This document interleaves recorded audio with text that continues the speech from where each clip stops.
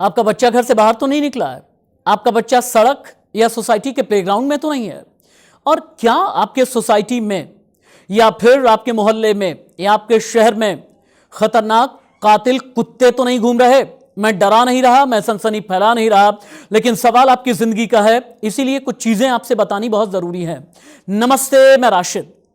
पिछले दिनों आपने देखा होगा कि नोएडा, गाजियाबाद, गुरुग्राम, मुंबई, दिल्ली में पिटबुल डॉगी, इस कुत्ते का आतंक बहुत ज्यादा देखने को मिला।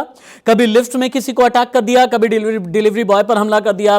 गाजियाबाद में तो ऐसा केस आया था जहां एक बच्चे के चेहरे को नोच खाया था एक पिटबुल डॉगी ने, और इसकी वजह से चेहरे पर 250 टांके लगाने पड़े थे। लेकिन यूपी के कानपुर की खबर ऐसी आई है जो जान करके आप भी हैरान भी हो जाएंगे और आप डर भी जाएंगे।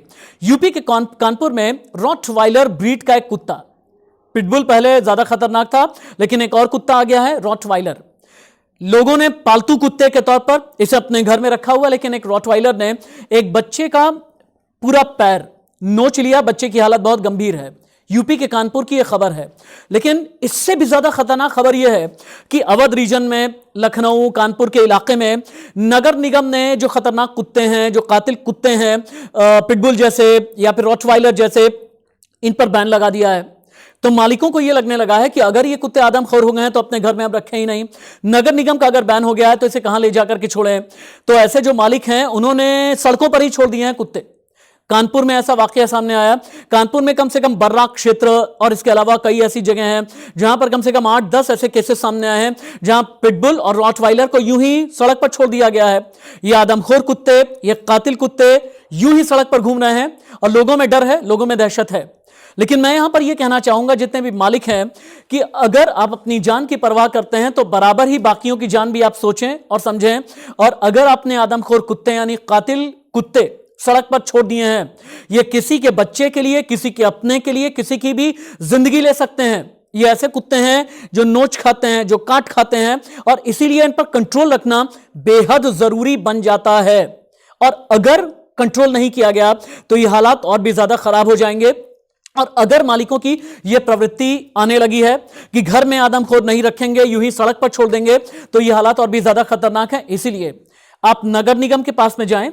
नगर निगम के पूरे नियम, शर्तें, कानून होते हैं। अगर आपके पास में आदमखोर कुत्ता है, नगर निगम को दे दें। आप यूं ही सड़क पर ना छोड़ें। और सड़क पर छोड़ने पर ना इन कुत्तों की बहुत डाइट होती है।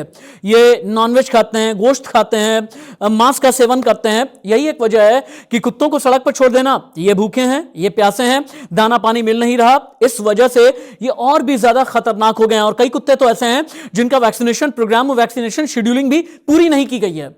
तो यही एक वजह है कि कानपुर में कातिल कुत्ते आज डर और दहशत पैदा कर रहे हैं।